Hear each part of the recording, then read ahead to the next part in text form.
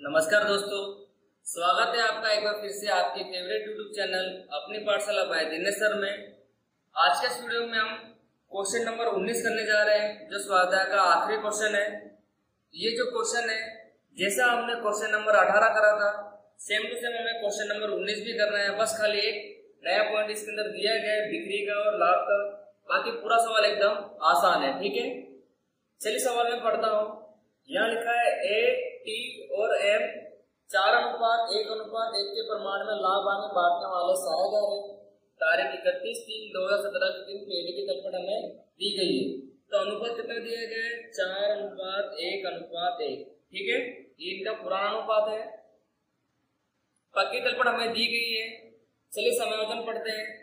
यहाँ लिखा है कि 1/7/2017 के दिन एम की मृत्यु हुई। तो यहाँ पर जो साझेदार एम है उसकी मृत्यु हो रही है। तारीख है उसकी 1/7/17। और जैसे कि आपको पता है कि हमारा जो ईसाई वर्ष होता है वो पूरा हो जाता है 31/3/17 को। इसका मतलब जब आप यहाँ से लेकर यहाँ तक गिनोगे तो कितने महीने हो रहे हैं? चलिए गिनते हैं। यहाँ पर तीसरा महीना तो पूरा हो चुका है, जो कि चौथा महीना होता है हमारा ईसाई वर्ष का पहला महीना होता है, ठीक है। तो 4, 5, 6, क्योंकि 7वां महीना यहाँ पर शुरू हो रहा है तो 7वें महीने को हम काउंट करेंगे नहीं। तो यहाँ पर टोटल महीने कितने हो गए? 3 महीने, ठीक है।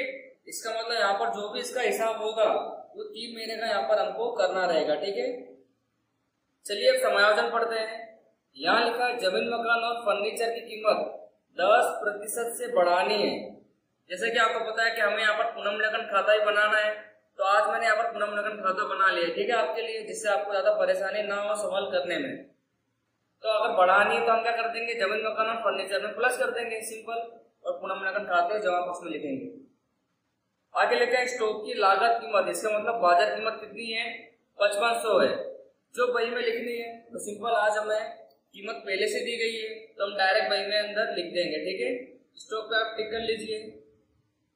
देनदारों में से 400 डूबत ऋण के अपलिखित करने हैं, तो सिंपल देनदार में से माइनस कर देंगे, पुनर्मूल्यांकन खाते उधार करेंगे। ध्यान रखिएगा ये डूबत ऋण दिया गया, डूबत ऋण अनामत नहीं है, ठीक है। नेक्स्ट लिखा है ख्याति की कीमत 7200 निश्चित की है। इसका मतलब यहाँ पर हमें एम के भाग की ख्याति निकालना पड़ेगी। कौन देगा उसे? बाकी के साझेदार ए और टी। तो हम निकाल लेंगे। अब आप देख सकते हो कि यहाँ पर लाभ के बारे में और नए प्रमाण के बारे में कोई भी हमें सूचना नहीं दी गई है। इसका मतलब जो उनका पुराना प्रमाण है, ठीक है, वही उनका क्या बन जाएगा? लाभ का प्रमाण, ठीक है। तो ख्याति के समायोजन हमें इन पुराना प्रमाण में ही करनी रहेगी इस सवाल में, ठीक है। अब थोड़ा ध्यान दीजिएगा। यहाँ लिखा है कि एम को मृत्यु की तारीख तक के लाभ में भाग बिक्री और लाभ के आधार पर देना है। इसका मतलब हमें यहाँ पर बिक्री और लाभ यहाँ पर दिया गया है, इसी के आधार पर हमें किसका लाभ देना है? एम के भाग का। आगे यहाँ पे लिखा है कि गत वर्ष की बिक्री 8 लाख थी। इसका मतलब पिछले वर्ष की बिक्री कितनी थी? 8 लाख। चालू वर्ष दौरान प्रथम 3 मास की बिक्री, इसका मतलब 3 मास की बिक्री दी गई हमें चालू वर्ष की। कितने मास की? 3 मास की। अब यहाँ पे दिया है गत वर्ष का लाभ 2,40,000। तो आप देख सकते हो गत वर्ष की हमें बिक्री दी गई है और गत वर्ष का हमें लाभ भी दिया गया, ठीक है। और 3 मास की हमें चालू मास की बिक्री भी दी गई है। इस प्रकार से हम 3 मास का लाभ भी यहाँ पर आसानी से निकाल सकते हैं क्रॉस मल्टीप्लाई करके। और जब हमें लाभ मिल जाएगा तो हमें किसको दे देना है? उसके भाग का, एम के भाग का। तो सिंपल, जब मैं आपको कराऊंगा तब आपको अच्छे से ध्यान देना है, ठीक है। आखिर में यहाँ लिखा है कि एम के प्रबंधकर्ता को 1850 रोकड़ चुकाने हैं और बाकी की रकम 2 समान वार्षिक हफ्तों में वार्षिक 12% ब्याज के साथ चुकानी है। इसका मतलब जो भी बाकी की रकम होगी उसे हमें लोन खाते के साथ चुकाना रहेगा। जैसे कि आपको पता है क्वेश्चन नंबर आपने 18 कर लिया है। तो हमें यहाँ पर लोन खाता और पूंजी खाता तैयार करना है एम के प्रबंधकर्ता का। तो यहाँ पर मैंने टोटल 3 खाते बना लिए। पुनर्मूल्यांकन खाता ऑप्शनल रहता है, अगर आप नहीं बनाओगे तब भी चलेगा, ठीक है। तो पुनर्मूल्यांकन खाता बनाया है, एम के प्रबंधकर्ता का पूंजी खाता मैंने यहाँ बना दिया और लास्ट में एम के प्रबंधकर्ता का लोन खाता बनाया है मैंने, ठीक है। तो चलिए अब सवाल को शुरू करते हैं। जैसे कि आपको पता है कि पक्की तलपट में जो बाकी हमारे काम की केवल हम वही लिखेंगे। सबसे पहले यहाँ पर पूंजी दी गई है, तो पूंजी में भी किसकी लिखेंगे? पूंजी एम की। कहाँ लिखेंगे? पूंजी खाते जमा पक्ष में। आपको उसकी मृत्यु की तारीख कितनी है? 1717 लिख देंगे। शेष आगे लाए या आप एम के पूंजी खाते लिखोगे तब भी चलेगा, ठीक है, क्योंकि हमने प्रबंधकता खाता बनाया ना, तो आप शेष आगे लिखो या एम के पूंजी खाते लिखोगे तब भी चलेगा। तो शेष आगे लाए कितनी दी गई है? 9000। नेक्स्ट यहाँ पे लिखा है सामान्य अनामत। जैसे कि आपको पता है कि बांटना पड़ेगा और केवल किसके भाग का निकालेंगे हम? एम के भाग का, सामान्य अनामत। तो यहाँ पर दिया कितना है? 3000। 3000 गुणे एम का भाग यहाँ पर क्या है? जैसे कि आपको पता है कि पुराना भाग क्या है? 4:1:1। तो एम का भाग हो गया यहाँ पर 1/6। सिंपल। 6 एकम 6, 6 पंजे 30, यानी यहाँ पर 500 रुपये बच रहे हैं। 500 गुणा अगर आप 1 से करोगे तो कितना आने वाला है? यहाँ पर 500 ही आने वाला है। तो सामान्य अनामत एम के भाग का कितना आया? 500 रुपये। अगर आप केसी में करना चाहते हो तो आप केसी में भी कर सकते हो, सिंपल। अब यहाँ पे लिखा है लेनदार खाता। जैसे कि आपको पता है कि लेनदार पर समायोजन नहीं है किसी भी प्रकार की, तो इसे कहाँ लिखेंगे हम?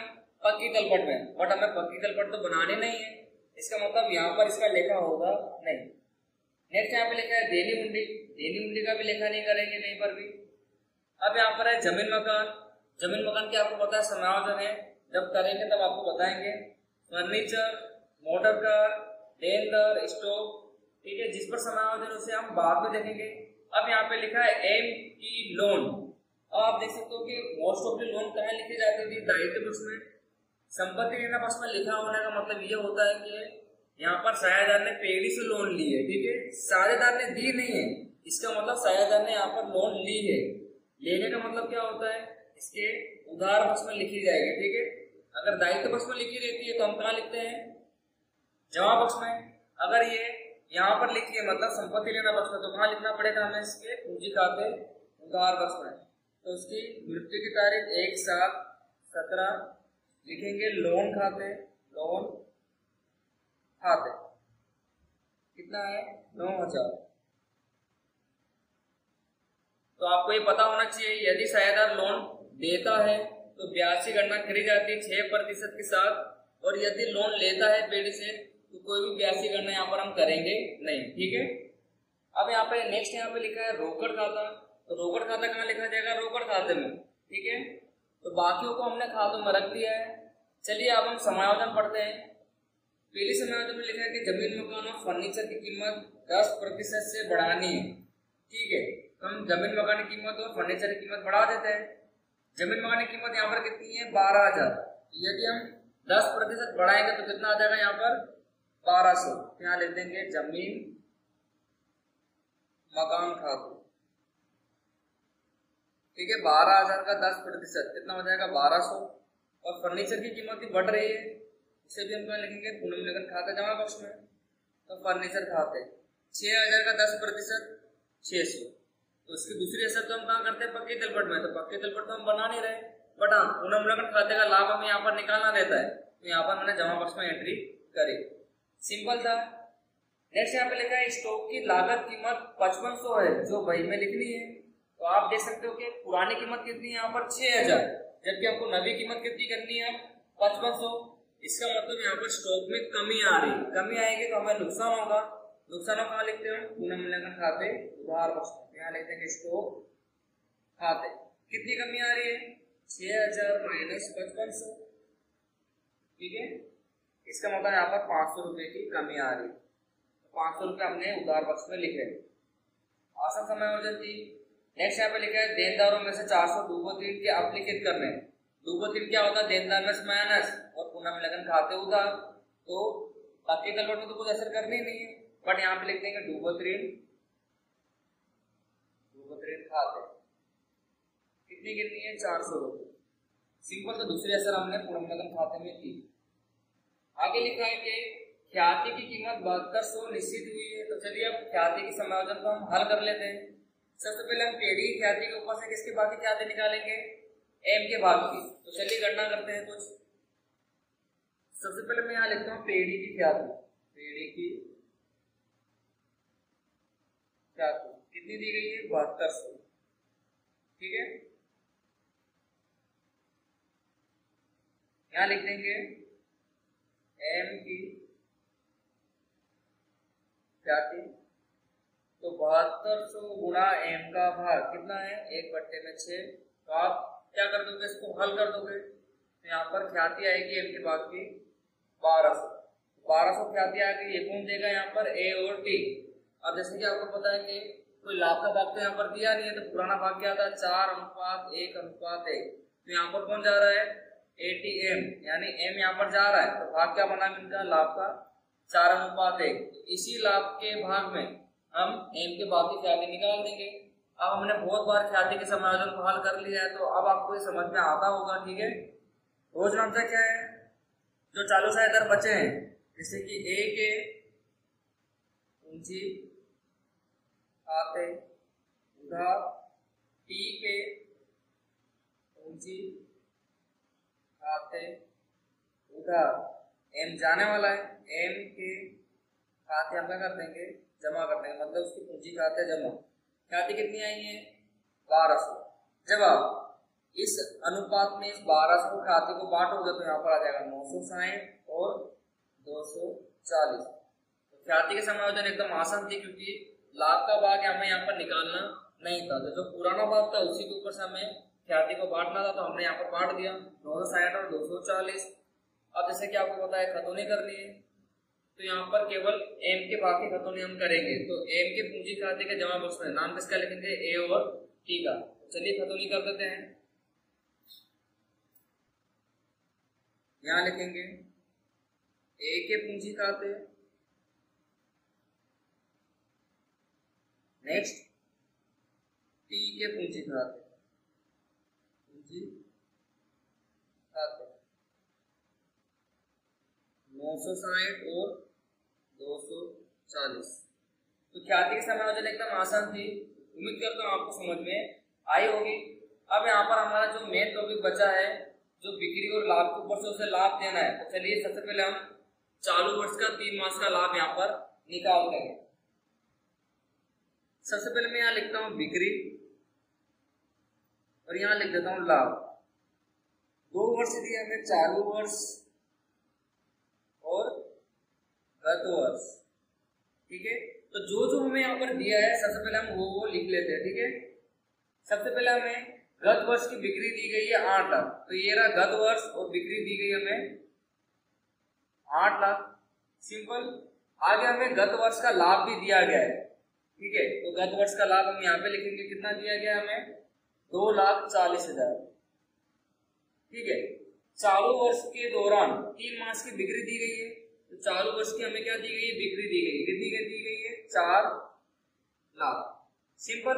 अब आपको पता है कि हमें 3 मास का चालू वर्ष का क्या निकालना है, लाभ निकालना, तो क्वेश्चन मार्क लगा देंगे।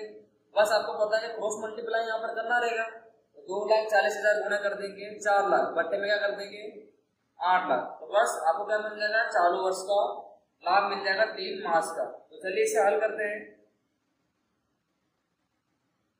यहाँ पे कर देंगे 4 लाख गुणा 2,40,000, बट्टे में क्या कर देंगे 8 लाख। तो जब आप इसे हल करोगे तो यहाँ पर जो 3 मास का लाभ आएगा, यहाँ पर आएगा 1,20,000। अब जैसे कि आपको पता है कि ये जो लाभ आया है ये पहले से कितने मास का है, 3 मास का। इसका मतलब केवल हमें इसके भाग से ही गुणा करना है। किसके भाग से, एम के भाग से। तो यहाँ पर कर लेते हैं। चलिए 1,20,000 गुणा इसका भाग कितना था, 1/6। अब आपको ये पता होना चाहिए ये जो हमने लाभ निकाला है ये पहले से ही 3 मास का है। ठीक है, आपको 3 मास से गुणा नहीं करना है, क्योंकि आपको पता है कि मृत्यु की तारीख तक हम गुणा करते हैं। बट अभी आपको ऐसा नहीं करना है, क्योंकि ये जो बिक्री दी गई है हमें चालू वर्ष की, ये पहले से ही 3 मास की दी गई है। इसका मतलब ये जो लाभ निकला होगा ये भी 3 ही मास का होगा। इसका मतलब केवल इसके भाग से ही गुणा करना है। तो अभी जो हमारे पास 1,20,000 लाभ आया है ये तीनों साझेदार का है। ठीक है, अब हम इसके भाग से गुणा कर देंगे। 6 कम 6, 6 दूनी 12, 20,000 बचा, 20,000 गुणे 1, इसका मतलब यहाँ पर लाभ आएगा 20,000। तो यहाँ पर बिक्री और लाभ के आधार पर 3 मास का लाभ किसके भाग का आया है, एम के भाग का। कितना, 20,000। अब इसका मतलब लाभ है, कहाँ लिखना पड़ेगा, इसके पूंजी खाते के जमा पक्ष में। तो मैं उम्मीद करता हूँ आपको ये समझ में आया होगा किस प्रकार से हमने ये बिक्री और लाभ के ऊपर से ये गणना करी। ठीक है, ज्यादा कुछ हार्ड नहीं था, केवल आपको समझना है, क्रॉस मल्टीप्लाई ही करना है। ठीक है, तो चलिए आप इसको लाभ को हम इसके पूंजी खाते जमा बॉक्स में लिख देते हैं। यहाँ लिख देंगे लाभ हानि खाता, लाभ हानि खाता। लाभ हानि खाता जमा बॉक्स में लिखने का मतलब वो लाभ है। ठीक है, 20,000। तो समायोजन हमारी पूरी हुई, ये वाली भी देख ही सकते हैं आप कितनी आसान है। केवल जैसे कि मैंने आपको कहा, आपको समझना रहेगा सभी समायोजनों किस प्रकार से वो क्या कहना हमको चाहता है। ठीक है, तो ये वाली समायोजन भी हमने अच्छे से पूरी करी। अब यहाँ पर आखिरी समायोजन में लिखा है कि एम के प्रबंधकर्ता को 1850 हमें रोकड़ में चुका देना है। तो यदि रोकड़ में चुकाएंगे तो यहाँ पर ये खाते में उधार बक्स में लिखेंगे क्योंकि ये लेने वाले बनेंगे। यहाँ लिख देंगे रोकड़ खाते, रोकड़ खाते 1850, और बाकी की जो भी रकम यहाँ पे निकलेगी उसे हमें लोन के साथ चुकाना रहेगा, 2 समान वार्षिक हफ्ते में 12% ब्याज के साथ। तो आप देख सकते हो कि सभी प्रकार के समायोजन हमने यहाँ पर हल कर लिए। बस अब हम क्या करेंगे, खातों को बंद करेंगे। ठीक है, सबसे पहले हम बंद करेंगे पुनः मूल्यांकन खाता, क्योंकि हमें यहाँ पर लाभ मिलेगा। तो 1200 और 600 कितना हो जाएगा यहाँ पर 1800।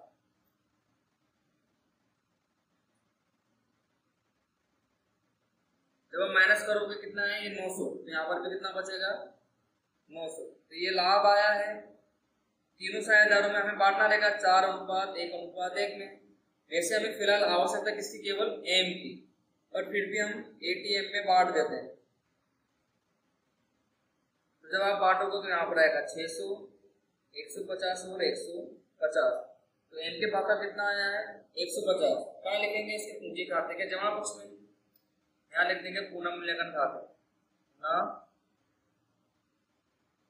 मूल्यांकन खाते 150। अब हम एम के प्रबंधकर्ता का पूंजी खाता भी बंद कर देते हैं। तो जब आप टोटल करोगे, ठीक है, जमा बॉक्स का टोटल यहाँ पर ज्यादा रहेगा 30,850। दोनों तरफ आपको लिख देना है 30,850। तो जब आप माइनस करोगे 9,000 और 1,850 को, तो यहाँ पर आएगा 20,000। सिंपल, यहाँ पे लिख देंगे एम के प्रबंधकर्ता का लोन खाता, लोन खाता कितना है हमारे पास 20,000। तो बस अब हमारे पास जो ये 20,000 आया है, इसे हमें 2 समान वार्षिक हफ्ते में 12% ब्याज के साथ चुकाना है। ठीक है, बट थोड़ा सा आपको टिपिकल रहेगा क्योंकि जो मृत्यु की तारीख है वो 1/7/17 है। जैसे कि मैंने आपको बताया था, जब तक उसकी मृत्यु की तारीख दोबारा नहीं आ जाती, ठीक है, जब तक हम उसका हफ्ता नहीं चुका सकते। तो जैसे कि आपको पता है कि सबसे पहले हमको यहाँ पर जो हिसाबी वर्ष होता है उसको पूरा करना रहता है। हिसाबी वर्ष पूरा करने के लिए जितने ही महीने हम आगे बढ़ेंगे उतने महीने का हमको ब्याज यहाँ पर निकालना रहता है। ठीक है, तो थोड़ा सा लोन खाता आपको समझना रहेगा। यहाँ पर पुनः मूल्यांकन खाता और पूंजी खाता एकदम आसान था, आप देख ही सकते हैं। तो चलिए अब हम बढ़ते हैं इसके लोन खाते की तरफ। सबसे पहले मैं आपको यहाँ पर कुछ रफ वर्क बता देता हूँ, आपको समझना कैसे। जैसे कि आपको पता है उसकी मृत्यु की तारीख क्या है 1/7/17। ठीक है, तो जब भी 1 वर्ष पूरा होगा, जैसे कि आपको पता है कि 1 वर्ष का पूरा होगा, इसकी पहली वाली तारीख, इसका मतलब 30/6/2018। यहाँ पर हमारा यहाँ पर कितना वर्ष पूरा हो जाएगा 1 वर्ष। 1 वर्ष के बाद ही हमें यहाँ पर इसको चुकाना रहेगा। इसका मतलब पहला हफ्ता हमें कब चुकाना है 30/6/18 को। ठीक है, और इसके बाद तारीख क्या आती है 1/7/18, और इसके 1 वर्ष बाद की तारीख क्या हो जाएगी 30/6/19। इसे हमें चुकाना है दूसरा हफ्ता, दूसरा वर्ष, यानी दूसरा हफ्ता यहाँ पर चुकाना रहेगा। तो आपको तारीख में थोड़ा ध्यान देना पड़ेगा। ठीक है, बाकी पूरा आसान रहता है। सबसे पहले हम यहाँ पे लिखेंगे उसकी मृत्यु की तारीख पर 1/7/17। जैसे कि लोन खाता बनाया है, लोन खाते की रकम हमारे पास आ गई है, यहाँ लिख देंगे एम का पूंजी खाता 20,000, 2 समान वार्षिक हफ्ते, इसका मतलब 10,000 और 10,000 करके हमको यहाँ पर चुकाना रहेगा। सिंपल। दो हफ्ता हमारे इसी प्रकार से होंगे ना। अब जैसा कि आपको पता है, जब तक उसकी मृत्यु की तारीख नहीं आ जाती हमारे पास, या तो आप चाहो तो इस तारीख पर भी कर सकते हो, और जैसे कि आपको पता है कि जो भी हम ब्याज या कोई भी रकम चुकाते हैं वो आखिरी तारीख पर ही होता है, तो इसकी पहले वाली तारीख क्या हो जाएगी, 30/6/18। तो जब तक हमारे पास 30/6/18 नहीं आ जाता है, जब तक हम उसका पहला हफ्ता चुका सकते नहीं। तो आप देख सकते हो कि वर्ष हमारा ये वाला पूरा करना पड़ेगा हमको। तो 1/7/17 को शुरू हुआ है, तो कब पूरा होगा, 31/3/18 को यहाँ पर पूरा होगा। तो जब तक हम इस वर्ष को पूरा करें तब तक हमें यहाँ पर ब्याज भी निकालना पड़ेगा इसकी लोन पर। तो यहाँ लिख देंगे ब्याज खाते। जैसे कि आपको पता है कि जब भी आप पहला वर्ष का हफ्ता चुकाओगे तो पहले वर्ष तक का हमको ब्याज भी निकालना रहेगा। तो यहाँ पर अभी हमने फिलहाल वर्ष को पूरा करा है, ठीक है, तो यहाँ तक का हमको ब्याज निकालना रहेगा। तो अभी मूड़ी हमारे पास कितनी है, 20,000। तो 20,000 गुणे कितना परसेंट ब्याज देना है इसकी लोन पर, 12%। तो 12/100। अब आप जब काउंट करोगे 7 से लेकर 3 तक, तो 7, 8, 9, 10, 11, 12, 1, 2, 3, यहाँ पर हो रहे हैं 9 महीने। तो 9 महीने का लिखेंगे 9/12। इसका मतलब वर्ष को पूरा करने के लिए हमें 9 महीने का ब्याज यहाँ पर निकालना रहेगा। तो जब आप इसे हल करोगे तो यहाँ पर ब्याज आएगा 1800। अब जैसे कि हमने पिछले वीडियो में करा था, अब हमें यहाँ पर वर्ष को पूरा करना है, तो टोटल कर लेंगे 21,800। इसे आपको दोनों तरफ लिखना रहेगा 21,800। अब हमें यहाँ पर आखिरी तारीख पर शेष मिलेगी 31/3/18। लिखेंगे शेष आगे ले गए, ठीक है, शेष आगे ले गए 21,800। अब आपको पता हो कि अभी तक हमने इसका एक भी हफ्ता यहाँ पर चुकाया नहीं है, ठीक है, क्योंकि अभी तक उसकी मृत्यु की तारीख आई नहीं हमारे पास, एक वर्ष भी नहीं पूरा हुआ है, ठीक है। एक वर्ष कब हमारा पूरा होगा, 30/6/18 होगा, ठीक है। तो अब हम यहाँ पे लिखेंगे 1/4/18। इस शेष को जब हम आगे लाएंगे तो उसकी बाद वाली तारीख लिखेंगे, शेष आगे लाए, लिख देंगे 21,800। ये जो हमने लिखा है ये टोटल है, ठीक है। शेष लिखे हमने। अब आप देख सकते हो कि तारीख हमारे पास आई है 1/4/18, जबकि उसकी जो मृत्यु की तारीख का एक वर्ष पूरा होने वाला है वो कब पूरा होने वाला है, 30/6/18 को। तो जब आप देखोगे 4 के बाद क्या आएगा, 5, और 5 के बाद क्या आएगा, 6। इसका मतलब इसी 3 महीने के बाद हमारे को इसका ब्याज की रकम चुकाने रहेगी। इसका मतलब पहला हफ्ता चुकाना रहेगा। तो आप 4 से गिनिए, चौथा महीना तो आप पूरा गिनोगे, तो चौथा, पांचवा और छठा, जैसे कि मैंने आपको बताया 30/6/18। इसका मतलब उसकी मृत्यु के एक वर्ष यहाँ पर पूरे हो जाते हैं। अब जब मृत्यु के एक वर्ष पूरे हो जाएंगे, इसका मतलब हमें पहला हफ्ता यहाँ पर चुकाना रहेगा। तो यहाँ लिख देंगे ब्याज खाते। और जैसे कि आपको पता है कि जो हम चुकाएंगे तो उधार पक्ष में यहाँ पर एंट्री होगी रोकड़ खाते के साथ। इसका मतलब आपने 9 महीने का ब्याज तो यहाँ पे निकाल दिया है, बाकी के 3 महीने का ब्याज यहाँ पे निकालना बाकी है, क्योंकि आपको पूरे वर्ष का ब्याज यहाँ पे देना रहता है। तो 9 महीने का ब्याज यहाँ पे निकाल दिया है, बाकी के 3 महीने का ब्याज यहाँ पे निकालेंगे। तो वही मूड़ी कीमत को तो 20,000 गुणे, क्योंकि अभी तक हमने एक भी हफ्ता यहाँ पर चुकाया नहीं है, तो 20,000 पर ब्याज निकलेगा। तो 20,000 गुणे 12/100 गुणा कितने महीने का ब्याज बाकी है, 3 महीने का, तो 3/12। तो जब आप इसे हल करोगे तो यहाँ पर आ जाएगा 600। तो 9 महीने का ब्याज यहाँ पर आया 1800, 3 महीने का ब्याज आया यहाँ पर 600। तो टोटल मिला के अब हम इसका पहला हफ्ता यहाँ पर चुका सकते हैं, क्योंकि मृत्यु की तारीख आ गई है। तो यहाँ पे लिखेंगे 30/6/18, लिख देंगे रोकड़ खाते। पहला हफ्ता चुका रहे हैं तो रोकड़ खाते। जैसे कि आपको पता है कि पहले हफ्ते में क्या क्या है, 2 समान वार्षिक हफ्ते, तो 10,000 यहाँ लिखता हूं मैं, ठीक है, 10,000 प्लस 9 महीने का ब्याज कितना होता है 1800, और 6 महीने का ब्याज कितना है 600। तो 1800 प्लस 600, इन तीनों रकम को प्लस करके हमें पहला हफ्ता यहाँ पर चुकाना रहेगा। तो यहाँ पर आ जाएगा 12,400, ठीक है। सभी रकम को हमने यहाँ पर प्लस कर दिया, तो बस फिर से हम यहाँ पर रुक जाएंगे। पहला हफ्ता हमने यहाँ पर चुका दिया है, और आप देख सकते हो कि फिर से हमारी वही तारीख आ गई है, ठीक है। आप देख सकते हो कि एक दिन पहले है, बट फिर भी हमारी यही तारीख वापस यहाँ पर आ चुकी है। अब फिर से अगर हम इसका दूसरा हफ्ता चुकाना है तो इस वर्ष को यहाँ पर पूरा करना रहेगा, ठीक है। तो चलिए जैसे अभी हमने यहाँ पर करा था सेम टू सेम यहाँ पर भी करेंगे। यहाँ पर तारीख क्या थी 31/3/18, तो यहाँ पे लिख देंगे 31/3/19, क्योंकि अब हमको ब्याज दूसरा चुकाने के लिए इस वर्ष को पूरा करना रहेगा। और जैसे कि अगर इस वर्ष को पूरा करेंगे तो इस वर्ष तक का यानी इस महीने तक का हमको ब्याज निकालना रहेगा। यहाँ लिख देंगे ब्याज खाते। तो अब आपको ही पता है कि पहला हफ्ता तो हमने यहाँ पर चुका दिया है, तो अब जो भी ब्याज गिनेंगे और बाकी की रकम पर गिनेंगे। तो पहला अगर हमने ब्याज चुका दिया है तो बाकी की रकम कितनी बची 10,000। इसका मतलब 10,000 पर अब हमें ब्याज गिनना रहेगा। तो 10,000 गुणे कितना परसेंट ब्याज है 12, तो 12/100 कितने महीने हो गए। जब आप गिनोगे छठा महीना यहाँ पर पूरा हो गया है, तो 7 से आपको 3 तक गिनना है। तो कितने महीने हो जाएंगे फिर से 9/12, 9 महीने यहाँ पर हो जाएंगे, ठीक है। तो अब आपको ब्याज निकालना है। तो जब आप ब्याज निकालोगे कितने महीने का 9 महीने का, तो यहाँ पर आ जाएगा 900 रुपये। और ऐसा भी आप समझ सकते हो कि 20,000 पर 1800 था, तो 10,000 पर अब कितना हो जाएगा उसका आधा यानी 900 रुपये। तो बस अब हम इसका टोटल कर लेंगे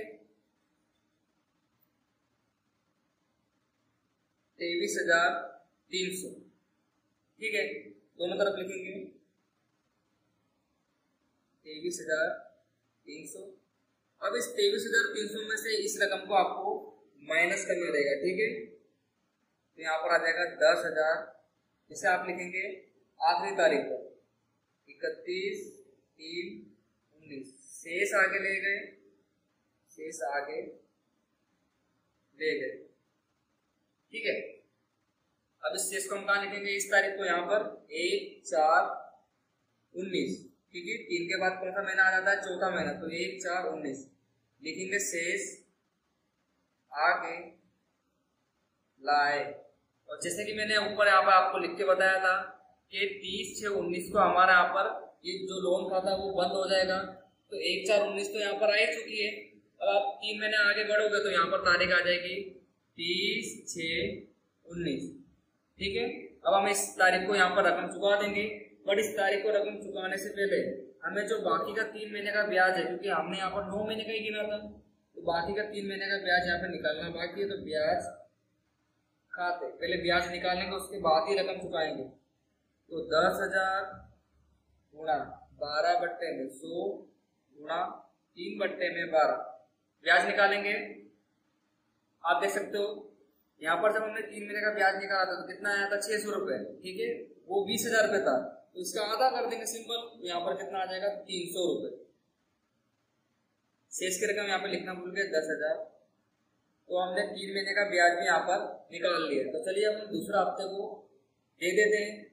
यहाँ उसकी मृत्यु की तारीख 30/6 या एक साथ बोलोगे तब भी चलेगा, गलत नहीं बोलेंगे, ठीक है उसको। क्योंकि आपको पता है कि जो व्यवहार करे जाते हैं वो आखिरी तारीख पर ही करे जाते हैं, ठीक है। जबकि उसकी मृत्यु की तारीख पहली दी गई है तो कोई बात नहीं, अगर आप एक साथ 19 लिखोगे तब भी चलेगा। यहाँ लिख देंगे रोकड़ खाते। तो पहला हफ्ता हमने चुकाया था 10,000 का, दूसरा हफ्ता बाकी हमारा 10,000 का। 10,000 प्लस 9 महीने का ब्याज कितना था 900 प्लस 3 महीने का ब्याज कितना आया 300। बस अब आपको इसका टोटल करना है। यहाँ पर आ जाएगा 11,200। माफ कीजिएगा ये जो शेष है ये 10,900 है, ठीक है 10,900। तो बस जब आप इसका टोटल करोगे तो यहाँ पर आ जाएगा 11,200। अब आप दोनों का इसका टोटल करके देख लीजिए, समान आ जाएगा। इसका मतलब हमारा खाता सर्वर यहाँ पर हो चुका है, ठीक है 11,200। इसका मतलब लास्ट में हमारा खाता यहाँ पर सर्वर हो जाता है। तो जैसे कि आपको पता है जब लोन खाता यहाँ पर सर्वर हो जाता है, इसका मतलब हमने अंतिम भुगतान यहाँ पर कर दिया है। अंतिम भुगतान में मतलब जितनी भी रकम इसकी बची थी वो हमने यहाँ पर चुका दी है, सिंपल। तो जैसे कि मैंने आपको बताया यदि आप एग्जाम टाइम में से नहीं पढ़ोगे तो चलेगा, क्योंकि ये एग्जाम में आने वाला नहीं है बोर्ड की।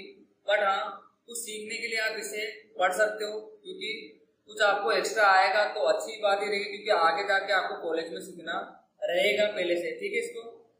तो मैं उम्मीद करता हूँ आपको ये सवाल भी समझ में आया होगा। इसी के साथ हमारा ये चैप्टर भी पूरा होता है, क्योंकि हमने सभी प्रकार के सवाल यहाँ पर निवृत्ति में कर दिए हैं। तो ये वाला चैप्टर भी हमारा पूरा हो गया है, ठीक है। आप इस चैप्टर की अच्छे से प्रैक्टिस करिएगा एग्जाम के लिए, ठीक है। तो बस आज की वीडियो में अब हम इतने रखेंगे, मिलेंगे आपसे फिर से नेक्स्ट वीडियो में नेक्स्ट चैप्टर के साथ।